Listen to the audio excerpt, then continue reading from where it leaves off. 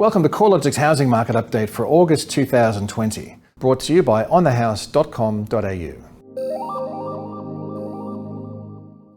Last month we saw Australian housing values rack up a third consecutive month of declines, with CoreLogic's Home Value Index dropping by 0.6% over the month.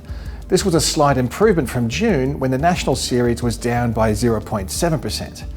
Across the capital cities, only Canberra, which was up 0.6%, and Adelaide at 0.1%, posted a rise in dwelling values over the month, while in Melbourne, which was down 1.2%, and Sydney, down 0.9%, led the declines, recording the largest month-on-month falls in July.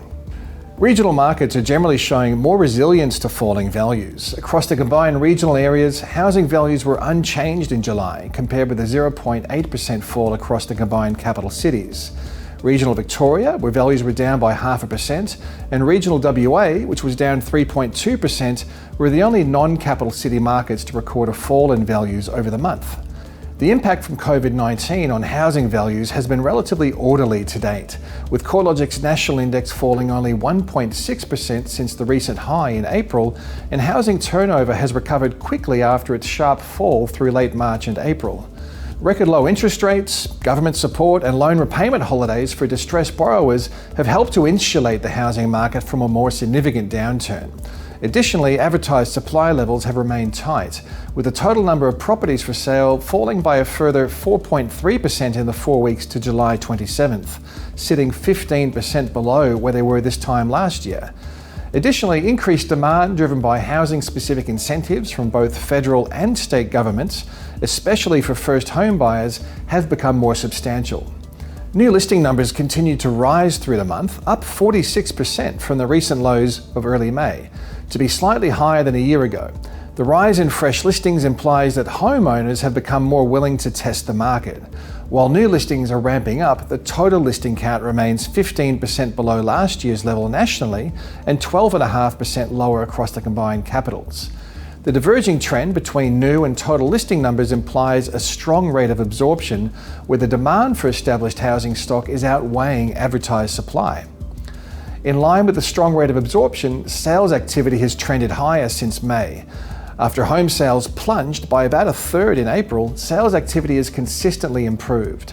CoreLogic estimates for national sales over the past 3 months were tracking 2.9% higher than at the same period in 2019. The rebound in CoreLogic estimates of sales activity is validated by the strong rate of listings absorption, a similar lift in purchase-related valuations, and improvements in consumer sentiment. However, the recent slump in sentiment amidst a new wave of the virus could interrupt the rise of home sales until restrictions are lifted and confidence returns.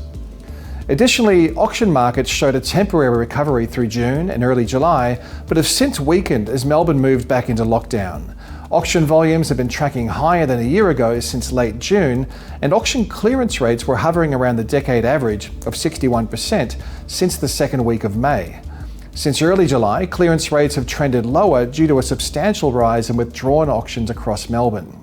Sydney's downturn accelerated in July, with dwelling values down 0.9% over the month, following a 0.8% drop in June and a 0.4% fall in May.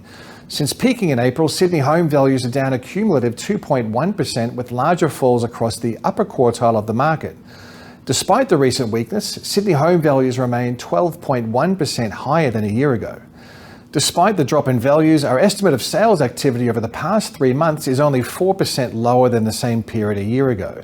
This is due to a rise in sales over the past 3 months following a sharp drop in April. Sydney rents are also trending lower as a shortage of demand drives up vacancy rates. House rents are down 1.1% since March, and unit rents down a more substantial 3.2%. In summary, housing markets have weathered the COVID storm much better than we originally anticipated. So far, the decline in home values has been orderly, with only modest reductions in most areas. Turnover has recovered quickly and is tracking higher than a year ago, at least at a national level, although that is a relatively low benchmark, where this time last year we were moving through the trough of the previous cycle. However, demand is evident as advertised stock levels are being absorbed faster than fresh stock is being added to the market.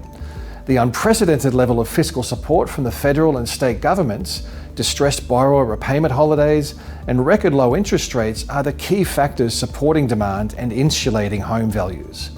While interest rates are set to remain at their current lows for the foreseeable future, the government's fiscal response will start to taper in October, and repayment holidays are set to expire at the end of March next year. The removal of this support will test the market's resilience. As stimulus measures wind down and mortgage repayment holidays can no longer be extended, it's logical to expect a rise in distressed properties coming onto the market. The extent of which this causes additional downwards pressure on home prices depends on how the Australian economy is travelling at that time. Further virus outbreaks present a clear and present danger to the depth and length of the recession and the performance of the housing market. To stay up to date with the property market's performance in a rapidly changing environment, you can tune into regular research updates from CoreLogic at www.corelogic.com.au.